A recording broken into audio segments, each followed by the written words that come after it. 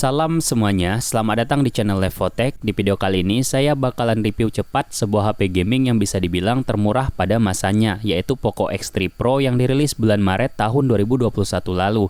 Jadi pada saat video ini saya upload, usia dari HP ini tuh udah hampir 1,5 tahun. Nah, kira-kira apa aja sih yang berubah dari HP ini setelah dipakai selama kurang lebih 1,5 tahun buat gaming? Apakah yang berubahnya itu cuma dari segi fisiknya aja? Jawabannya enggak. Karena pasti akan ada perubahan atau pengurangan performa dari HP ini yang minimal pengurangan pada daya tahan baterainya mulai dari 1 sampai dengan 8%. Oke, sebelum saya tampilin data-datanya, di sini saya mau singgung dikit kenapa HP ini bisa dibilang sebagai salah satu HP gaming termurah sekaligus terbaik pada masanya, yaitu karena HP ini menggunakan chipset Snapdragon 860 yang udah siap buat libas game-game berat pada masa itu. Contohnya game PUBG, Call of Duty Mobile, dan Genshin Impact. Semuanya siap untuk dilibas dari Snapdragon 860 ini. Sedangkan untuk game Mobile Legends itu udah nggak perlu lagi untuk ditanyakan. Dan khusus game PUBG itu bisa dimainin di settingan HDR Extreme dan tanpa ada sedikit pun frame drop. Pada saat fresh release-nya, HP ini dibanderol dengan harga 3,5 juta untuk varian RAM 6GB dengan internal 128GB. Sedangkan untuk varian RAM 8GB dan internal 256GB itu dibanderol dengan harga 3,9 juta, yang itu menjadikan HP ini bisa dibilang HP gaming paling murah di masanya.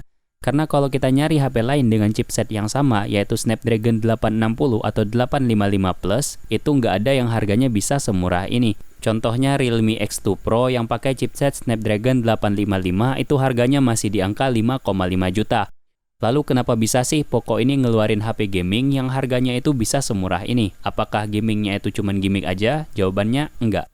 Alasan kenapa HP Poco X3 Pro ini bisa dijual dengan harga yang sangat murah walaupun chipsetnya itu udah termasuk bagus banget di masanya adalah karena HP ini hanya memfokuskan kualitasnya itu di performa gamingnya aja.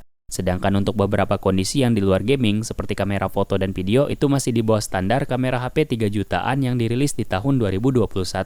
Tapi sejauh ini saya cukup puas dengan Poco X3 Pro yang bisa tetap menjaga kualitas mic, speaker, layar, dan baterainya. Karena 4 hal ini juga punya peran yang sangat penting bagi kita yang punya kebutuhan gaming.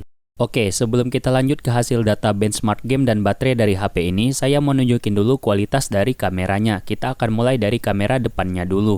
Oke, jadi ini kualitas kamera depan dari HP Poco X3 Pro kalau kita gunakan untuk rekaman video outdoor. Dan saat ini kondisi langitnya itu lagi cerah banget. Ini sekitar jam 4.30 sore. Dan pencahayaannya yang tampil di layar HP ini kelihatan lumayan bagus sih.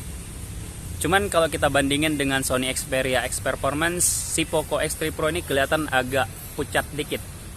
Atau mungkin X Performance yang agak berlebihan ya. Ya, silahkan lihat aja di hasil videonya. Dan juga untuk Poco X3 Pro ini gambar wajah kita jadi kelihatan lebih gede. Itu karena sensor stabilizernya itu bikin kualitas videonya itu jadi sedikit lebih zoom. Sedangkan di X Performance zoomnya itu kelihatan sedikit lebih normal. Stabilizernya itu kelihatan sedikit lebih normal. Cuman untuk sensor getarannya nanti kalian lihat sendiri aja di video. Kira-kira lebih bagus yang mana. Oke, jadi ini dia kualitas kamera depan dari HP Poco X3 Pro.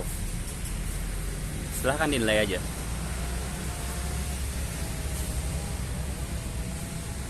Dan berikut ini adalah hasil foto selfie dari kamera depannya saat kondisi cahayanya lagi bagus banget. Jadi di luar performa gamingnya, HP ini saya kasih nilai 6,8/10. Dan kalau kita tambahin dengan performa gamingnya, HP ini saya kasih nilai keseluruhan 7,5/10. Ya mungkin ada beberapa orang yang nggak puas dengan penilaian saya ini, tapi itu semua murni dari penilaian saya pribadi. Dan sekarang kita akan masuk ke sesi data benchmark game dan baterai dari HP ini setelah digunakan selama 1,5 tahun. Kira-kira sejauh apa perbedaan performanya?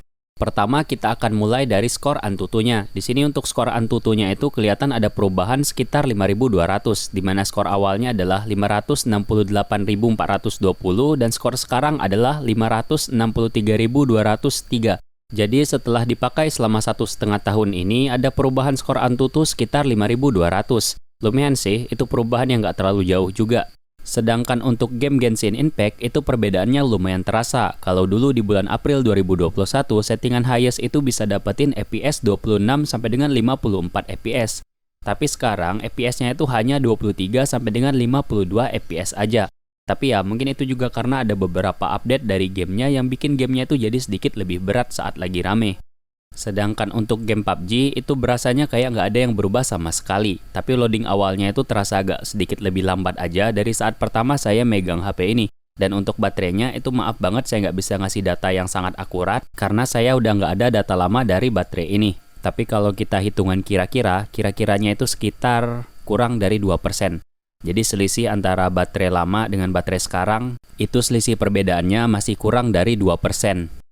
Oke, mungkin segini aja dulu video dari saya kali ini. Kurang dan lebihnya saya mohon maaf. Sampai bertemu di video selanjutnya. Wassalamualaikum warahmatullahi wabarakatuh.